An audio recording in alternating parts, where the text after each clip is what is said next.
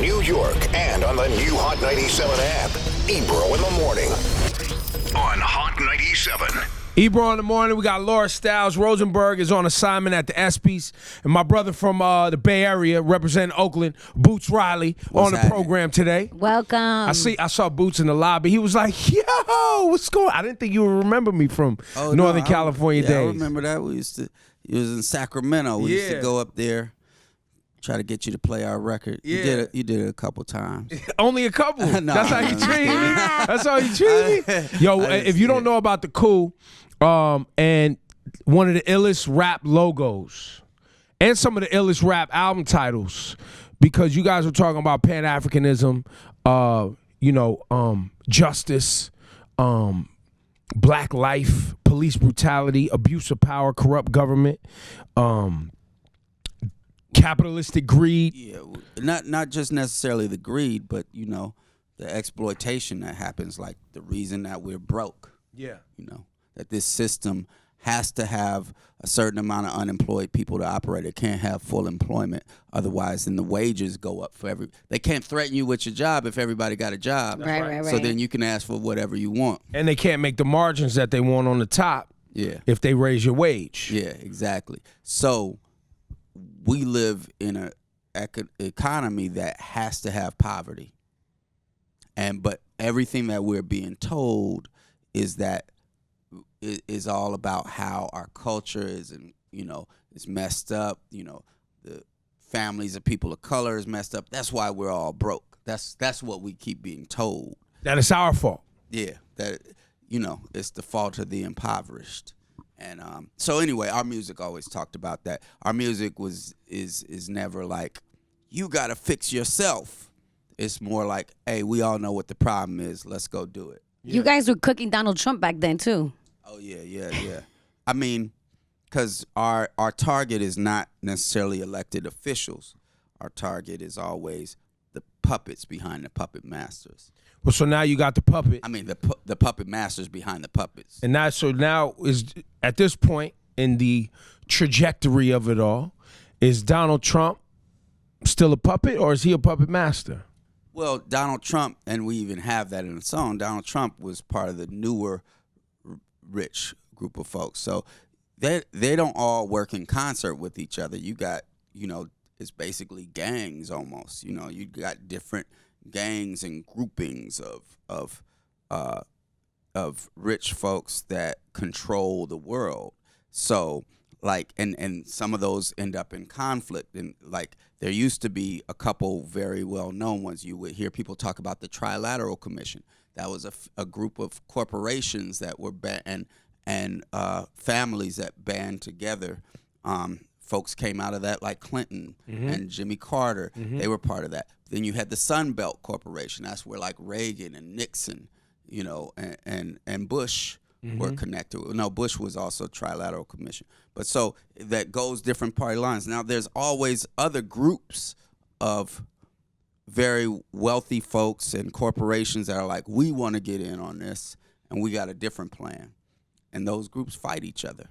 And for who's going to make the most money and who's going to have the most power? It's more about power and control, because after a certain amount of money, the money is just a way to have power. Right. And a way to count those things up. And so we have all these conflicts that get told to us. And this is not like some conspiracy sort of thing. This is just regular business. Yeah. And it's out there, and we have all these conflicts that get told to us as this country against that country. But it's really all these different competing business interests that sometimes flow over borders. Like for that group of folks, there are no borders, right? They don't have to worry about immigration or any of those things. Most they have to worry about geography is meaningless. Yeah. So they have similar interests, and they work together. They work together against us, Well, because we're as the population, the greater population, no matter your economic bracket, you're not in theirs. We're the ones that are down here in conflict, fighting against one another for our daily wages and survival in our minds. And the thing is, a lot of what Trump is doing is definitely worse than what has happened before. However, it's just extra stair steps on the thing that was going on already, because immigration rights activists had already been calling like Obama deporter in chief. Yes. Right. Yeah. And what happens is people are so happy that they got the person they voted for in office that they're like they're quiet about it. Right. Instead of being objective, like, you might like this person, but this part is wrong, and you need to hold people accountable. So what we're at is wherever we're at right now is from years and years, not just Obama, Bush, Clinton, all the years and years of half-stepping, where we are like, oh, okay, this dude is just a little bit better than that dude. Let's not criticize them. And then also us operating from a place of not really power, but just asking people to do the things that we want to do. We need to have We need to have movements that can actually, that can actually shut down industries in order to get what we want. I was in France a few years ago, and they were talking about moving the retirement age from 62 to 63. 1 year difference, which means you got to work an extra year longer. You get less of the money that you were paying for all your life. They had a general strike, shut down the whole country, and won. Because the power is in the people. And the power is actually, we all know those with money have the power. So we're the ones that create the wealth when we're at our job. When you're at your job, wherever you're getting paid, somebody's making 10 times that off of you, off of the work that you do. So that's the way it is. We know that. We have to organize collectively and be able to be like, oh, we shutting it down. Like, when your contract comes up, bro, y'all can all be like, you know what, Hot 97, there's no music on today. We all need. Most of the people watching right now are gonna be like, "Good riddance, get rid of him. He wasn't playing my shit anyway. He didn't play my shit enough anyway." But you cover off on some of this capitalism workforce in your new film. Yeah, I think with this film, a lot of people are saying that they are surprised because it's something that's funny. Right, because I was trying to get somebody to describe it to me, somebody who watched it here. I'm like, you saw Sorry to Bother You? Like, yes, but it took a dark comedy, but it's real. So I was like, all right. But that's Get Out was a dark comedy, but I called Get Out a comedy, though. For some reason, I never considered it a comedy. People laughed. It was funny, awkwardly funny. There were some funny parts in it, but it kind of followed the horror genre. That's like all horror movies have like the a little funny parts, yeah. You know what I'm saying? But I don't know. I don't think Jordan would have called it a comedy. I called it a documentary. I think it's a documentary. So would you call Sorry to Bother You a dark comedy? Sorry to Bother You is an absurdist dark comedy with magical realism and science fiction, inspired by the world of telemarketing. And in it, Cassius Green, played by Lakeith Stanfield, is a black telemarketer with self-esteem issues and existential angst who discovers a magical way to make his voice sound like it's overdubbed by a white actor. It was played by David Cross. Hilarity ensues. So you just got me into my pitch mode. That was good. Yeah. But ultimately, I did telemarketing when I first started in radio. They told me that my voice was too deep, and nobody is going to want to be on the phone with a voice. Oh, they actually said it. Oh yeah, but that was only because I was working with people I went to high school with. Okay. So it wasn't like I was working at a radio station where we would call and ask, "What's your favorite song?" So I would put on a lighter voice and sound like Cameron. Hi, this is Cameron. And I would code switch and make sure my English was extra proper. And there's a lot of people that I'm sure could relate to the film through that, of the code switching that has to take place in the workplace so that. Oh yeah, and there's a couple kind of code switching, because when you're on the phone, if you're good at it, you can actually just hide the fact that you're black or something other than white because you're calling folks that are racist, even if they don't know it. That's right. And you can just play the switcheroo game, and that's like a way of survival. But also a way of survival is like at the job where you're like saying, I'm just to let you know I'm not dangerous. You know, like you see that I'm black, but I'm the non-threatening Negro. Yeah, that sort of thing. And you're always thinking about it. And even though like I have for the last 20 something years had created a job where I don't have to do that, that's a place of privilege. Like everybody doesn't have that. And I will say though that you still, you know, it comes up in other ways. Like I find myself having to check myself because like I might be in a store and be like, oh, these people, they think I'm stealing something. Let me do something in a way so they don't think that. And I'm like, wait, what? Why do I care? You know, that sort of thing. I think you pointed out as survival. Like you don't want no problems today. It's Wednesday. Yeah. It's 12 noon. I got shit to do. I don't want no problem. Yeah, exactly. So we talk about that, but I think what happens in the movie, that's really just where it starts off. And the movie is this odyssey that goes on. And I think, you know, for me, analyzing the world is about highlighting contradictions. Like you highlight the contradiction, like these are the parts, this is how they move, this is how they work against each other. And contradiction is really close to irony. And irony is a really good part of humor. And so all of these things, I didn't like make something where I'm trying to say something, so therefore I'm sugarcoating it with humor. No, the humor and the thing I got to say is the same exact thing. Like it's all just part of it. Like if you listen to Dave Chappelle, he's not like has something to say and he's trying to, you know, sugarcoat it. Just the thing that he has to say is funny, and because it's true. Right. You know, and that's what this movie is. How far in the movie, and not to give the whole film away, but you brought up telemarketing, obviously the code switching aspect. I guess does the main character continue to code, like take it up a level? Like how does the film play out and relate to? Well, let me tell you what happens through the whole movie and how it ends is no.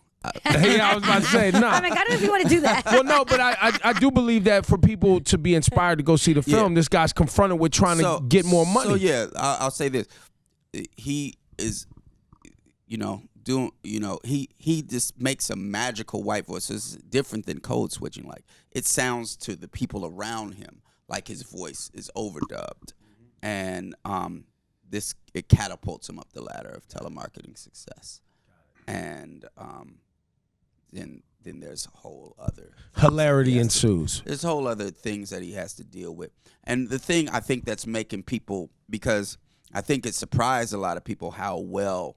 It surprised a lot of people in the industry how well it's doing. And the reason, I think, is because it's doing something that normally isn't in film. First, usually they edit all rebellion out of film.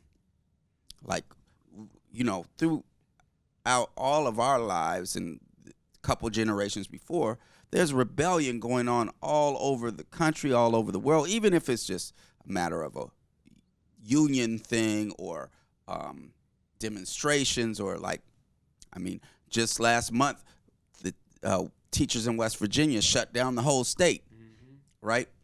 And a few years ago, Walmart workers went on strike, and somewhere in the Midwest, shut it down, and they were met by militias.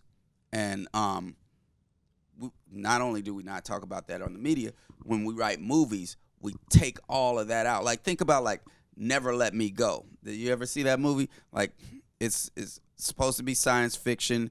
It's like a world where they're like going to this school and they're like, why are we at this special school? And then they figure out their food. They're being raised to be food. Oh, no, not food. They're being raised to be organ donors or something like that. Right. And then they're like, oh, maybe if I heard that if we fall in love, they won't kill us. And then so they try to fall in love, and they're like, "Oh, we fell in love. Will you not kill us?" They're like, "No, we're gonna kill you anyway." They're like, "Oh, that's sad." The end. Goodbye. Nowhere in that whole world does anybody say, "Hell no, we're about to fight back." Yeah. Throughout all of these things where they show trials and tribulations of people, at most there's the one person, like, I'm gonna, like Django or something like that.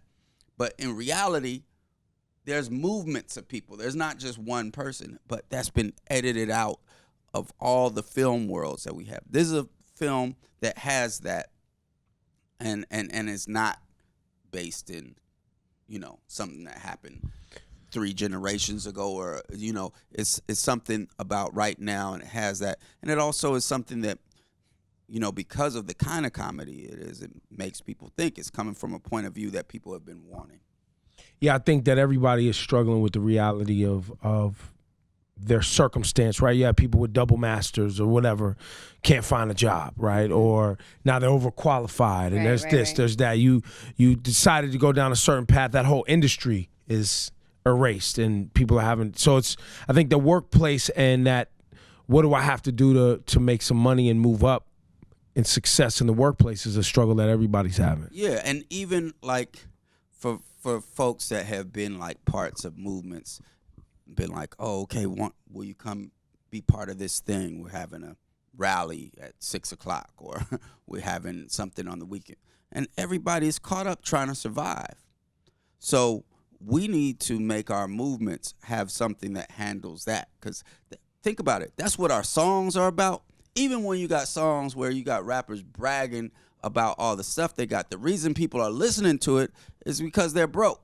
Yeah. You know what I'm saying? And they want that. They want to romanticize too. They want fantasy too. Yeah, they want that. That sounds like freedom. Yeah. Right? But the movements that we've been creating for the last 50 years haven't been handling that reality. So people are like, okay, I'm down for all that stuff you're talking about, but it's not handling this. And really, if you think about, let's think about even revolutions in other countries and stuff, it's always been about the resources. People need to be able to live better. And the things that we're fighting for, the things that people are concerned about.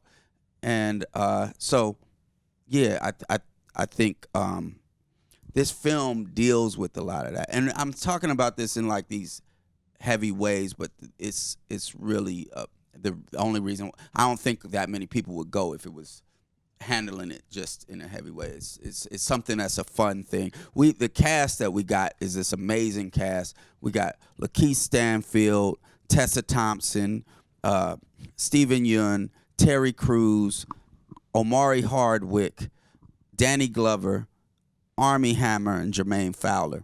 And so it's like we got the new Rat Pack in the movie. So yeah, they're like bringing it all to life. When you first pitched the film, how long ago was it?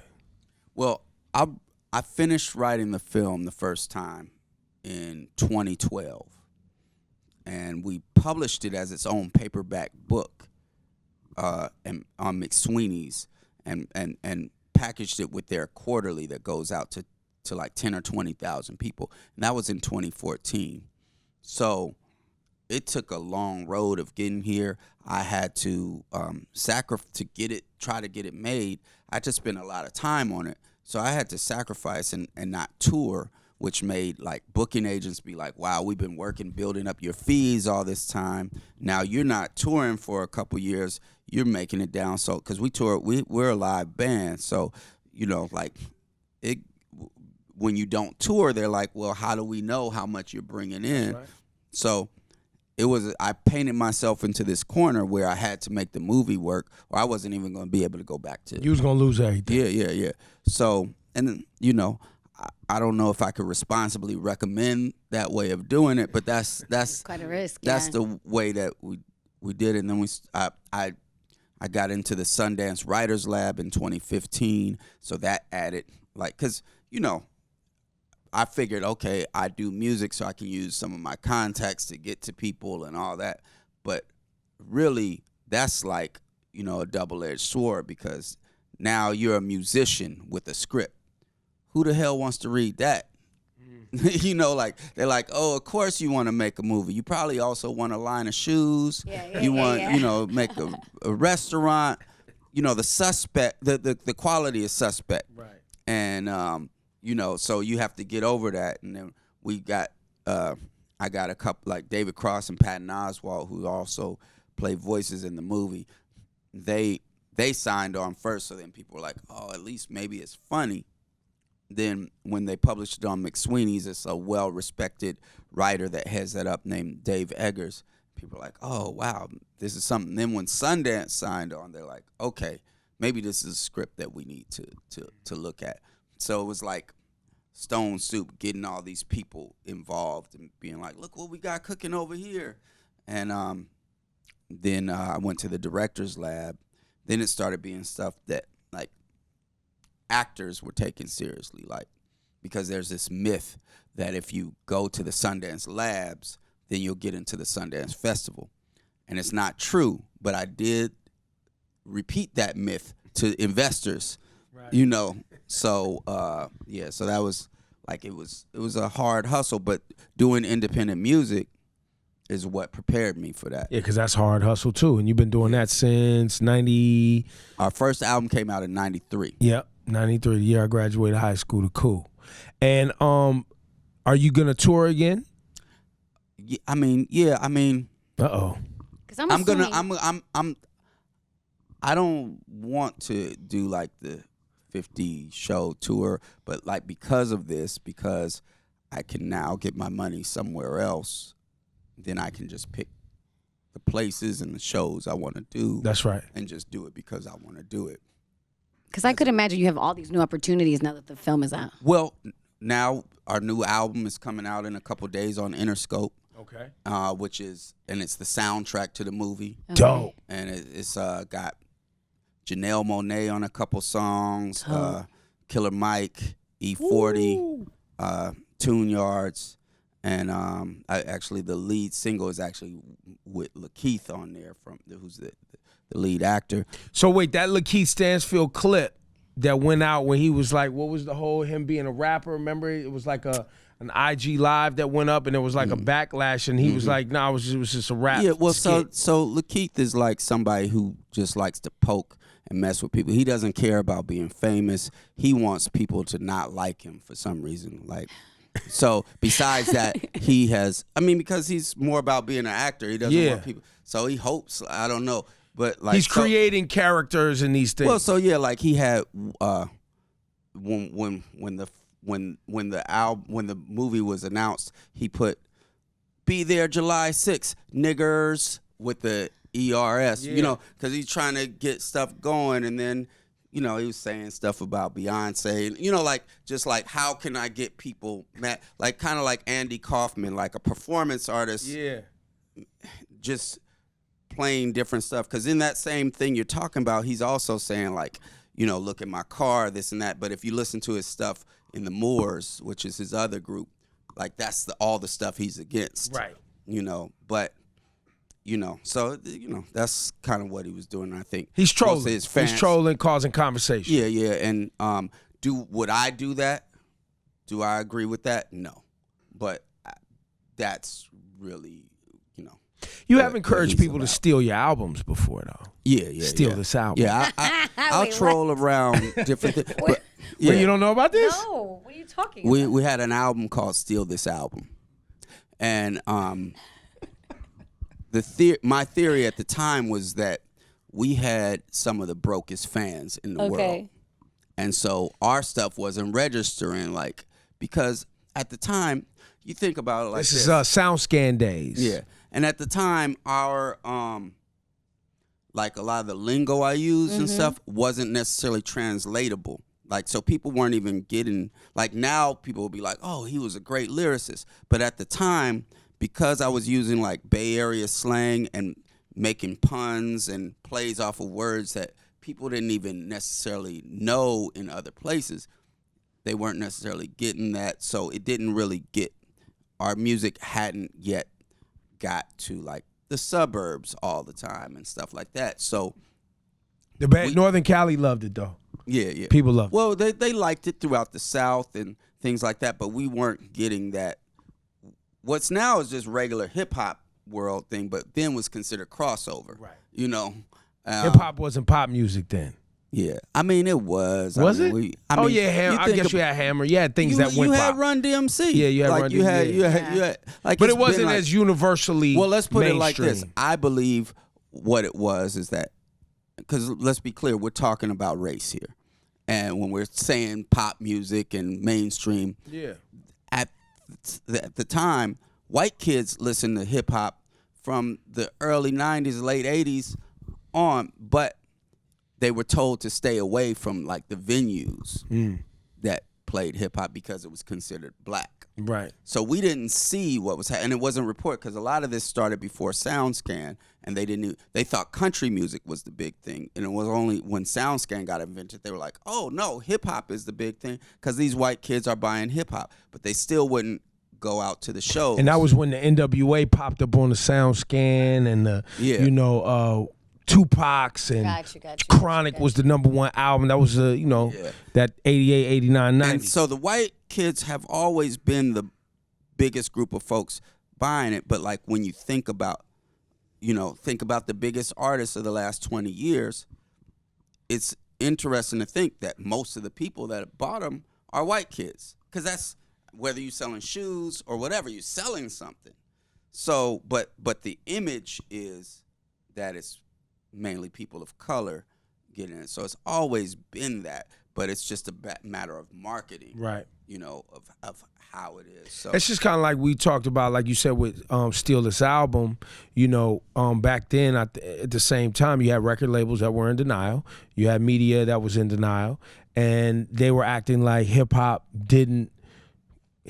if you will, didn't buy music. But what they're really saying is black people didn't buy music, which black people did. But numbers wise, that's why hip hop was doing so well, right? Because it was everyone was buying hip hop music at the time, and you guys were basically like, nah, just go ahead and steal this album. And what I was saying is this. This is what I was saying is this. In the days of record stores, yeah, if you went into the store and stole our album, the record store still had to pay us. Facts. So, because that's how they pay you, is based on what they got left. Right. So that was that right there. And I remember a guy came up to me and said, "Look, this is like 5 years later. Look, my son, 12 years old, he got arrested for stealing your album." He was like, and I went to get him out from there, and I told him it was my proudest day ever. So, yeah. So anyway, yeah, that's what that is. Now, you also, was it an album or a song that was "Kill Your Landlord"? we had an album called our debut album was called Kill My Landlord. Kill My Landlord. Our second album was called Genocide and Juice. Right. Our third album was Steal This Album. Then our albums after that got less immediately literal party music, then Pick a Bigger Weapon, then Sorry to Bother You. So the confusing thing is our last album was called Sorry to Bother You, and now our new album is called The Soundtrack to Sorry to Bother You. Interesting. So, whatever. I like to play though. I love the whole trajectory of everything that you've not only maintained with your brand, but continuing to drive a conversation too around awareness and just people understanding, as you put it, the irony. Yeah. It's I think for us it's been always like putting it out there and also our style like changes album to album. Even back then when we first came out, we had a certain thing, and then our second album, Genocide and Juice, people were like, "Oh, y'all trying to sound G-funk now. You're not even hip hop anymore." Then our third album, people were like, "Oh, this is skateboard music. What is this?" When skateboard music was bad, but if somebody says skateboard music now, it'd be like that's hip hop or whatever. Right. And then our fourth album was like, "Oh, what y'all trying to get played on the radio? What is this?" And then our fifth and sixth album, they were kind of like, "Oh, this is like a little too rock or whatever." you know. Let's have Bay Area convo while I have you here, because you are, someone who was raised there. And recently we saw the video at that kind of started the whole, what was it called? Was it Permit Patti? What was it Permit Patti or Barbecue Becky? There you go, Barbecue Becky, which happened at Lake Merritt. And for me, as somebody that grew up in and around Northern California and going to Lake Merritt and having cookouts with my family and friends, when I saw that, I was like, what's going on in the Bay Area? What's going on in Oakland? Where now you got to have certain places that you can only have cookouts, and people are calling the cops. And they've been doing that since the 90s, at least, even before. Like, even in the 70s, places where black folks gathered, they try to shut down. Like, you think about, you remember, like, or maybe even if you don't remember from time, you see images that, like, in the 70s, people were doing roller skating. That was a big thing. And there was roller skating rinks kind of in the in the 70s and early 80s. But those sorts of things got shut down because that was where people of color hung out. And at the lake was a place. They used to have Oakland. festival at the lake, and people hung out at the lake. But before that, like in the 70s and early 80s, people roller skated there and they shut that down. They made it so that's why it cost money to go through there, to make it so that people wouldn't go there. Then in the 90s, there was festival at the lake, and then they were like, oh, too many people but black people. Yeah, or people of color in general. Hanging out there, but mainly black folks, and they were like, we got to shut it down because it's too crowded. Like, you make a festival, it's supposed to be crowded. Too many people out there. And then they would be like, after, as soon as it was over, they'd start pepper spraying people and beating them. Like, you got to go home. And it's mainly this whole idea of, like, when people will buy something or rent something near a public space like a lake or a park, they'll be like, that's my park, that's my lake, or whatever. I'm sure it may be similar here to Central Park or any of these parks. Right. Like, I pay this, that's my park, or whatever. But really, it's everybody pays into it, so taxes. Everybody's and whether or not it was taxes or not, the whole point is it's a public park. Anyway, so we've had all those struggles where gatherings of people of color get shut down. It was like that through the 90s, like with hip hop. Like, we couldn't, like, regular music venues wouldn't book rap. Like Oakland, right now there's a exhibit, and the folks that put it on, it's great that there's an exhibit that's about hip hop, and in it there's a thing about stuff obviously about Tupac. Tupac couldn't get a concert 500 feet over. They denied permits for Tupac to have a concert there in Oakland. So all of these things near where the museum is today. Yeah, like a few feet away from it. Yeah. But not only that, but they were denying permits for hip hop. Period. It was really hard to get it, and then beyond getting, when you could get the permit, you still didn't have any venues down to book it. Right. And so that's why we used to throw our stuff, like, you rent out a Union Hall, you rent out a restaurant, you rent out, and that's where it went down. And it was only like, from my memory, and I might be wrong, but from what I know, like, the first people started hip hop that wasn't selling like 300,000 copies, that was started touring, was like Souls of Mischief. In the mid 90s. They started booking them around, and that, like, kind of opened it up. But the idea was then venues were like, oh, this is a white crowd coming to hip hop.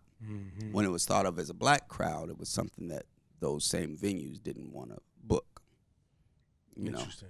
And so, like, but we've all benefited off of that sort of thing, including myself. So the changes that are going on in the Bay Area, Oakland, and San Francisco, when you get off, right after you go over the Bay Bridge, you get off down near Jack London Square, there's like a giant tent city that goes for blocks of people who can't afford housing. Yeah, and there's a few of them actually.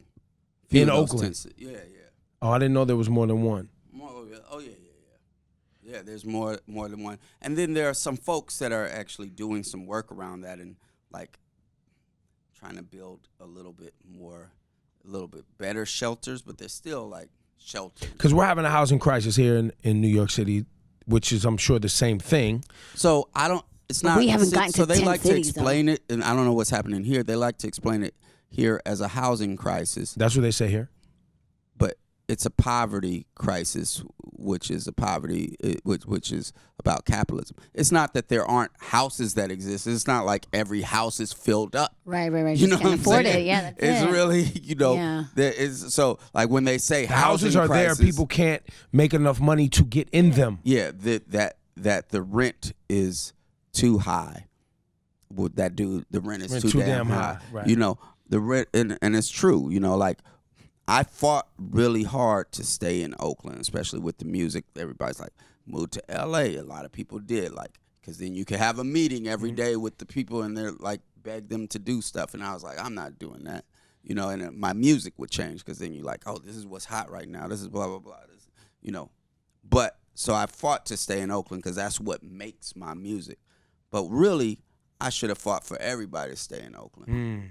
I should have been behind some real rent control, you know, like some real substantive rent control Policy. And that's, I mean, you know, that's the thing that really, you know, we want to talk about having better music, having a better art scene, of all of that. We keep talking about like what grants can we get.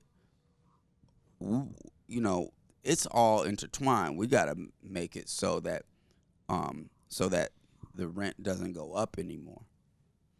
You know, here in New York, what is it with rent control? Some owners, they try to, you got to get something fixed. They won't fix your sink or they won't fix your toilet because then if they fix it, then they can raise the renovations. And then because of the renovations, they can charge you whatever the market price is.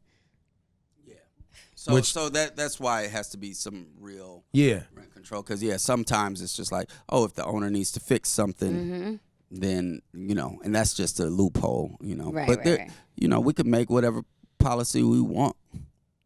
So we could have like a real rent control that we feel. Well, I bring it up too because I just wanted for the audience that a lot of us people watch from New York. Hopefully, there's people tuned in from the Bay, and people can understand that this just isn't happening in their community. This is happening not only nationwide but worldwide. Yeah, it's really the crisis of capitalism. So the whole thing is that under this system, whatever business you have has to make more next year than it does this year. Because if it doesn't, then it can't compete with everybody else. If somebody else is making, some other company is making more, then they can start taking your market share. So you can't just like, oh, we're good, we're doing this. So it's always lowering wages and raising the prices of whatever it is that they produce. And so that creates a crisis because then the folks that are getting the wages, who are the people that are supposed to buy it, they have less ability to buy those things. That extends to the real estate market as well.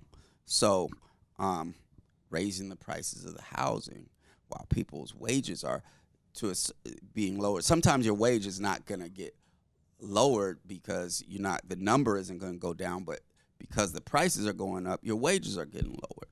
So an immediate fix, the real fix is to get rid of the whole system and create something where the people democratically control the wealth that we create with our labor. But until we have a real thing that does that, we have to have we can have movements to have rent control that at least keep that stable. Now, you said about what we were talking about being the Bay Area, but being universal is true. In the movie, everything's happening in Oakland, but everybody's able. The reason why this is doing well across the country is because everybody's able to relate because it's so specific, yet all those things are happening all over the world because we're living under the same system. Boots Riley, Sorry to Bother You is the movie. It's in theaters right now. Everywhere. And the soundtrack you said? The soundtrack comes out this Friday. It's called The Soundtrack to Sorry to Bother You. It's by The Coup, featuring with guest spots by Janelle Monáe, Killer Mike, E40, Tune Yards. There it is. Good to see you, brother. Thank you for having me, man. Yeah, for sure. No, it's our pleasure, man. Listen, man, I can sit here and listen to you talk all day long, bro. Yeah, I could talk all day long, but I'll spare everybody, and just go see the movie. That was a happening fire here. marshal. Fire drill. Don't worry about it. Go see the movie. Go see the movie. It's something where you won't be able to guess what's happening. I mean, to guess what's going to happen from the one moment to the next. All those movies where they're like, whatever you do, don't pick up the red hat. Right. Hey, whatever you do, don't pick up that red hat. And then they get locked in the room with the red hat, and you're like, okay. This is the part where I could go to the bathroom because they're about to put the red hat on. Yeah. You know, or the heist movie where, okay, they just did that montage where they built the heist team. So now I could go to the bathroom during the part until their next problem happens. You know, This is not one of those movies. Go to the bathroom beforehand because you're going to be stuck there knowing you can't leave. Amazing. Boots Riley, ladies and gentlemen.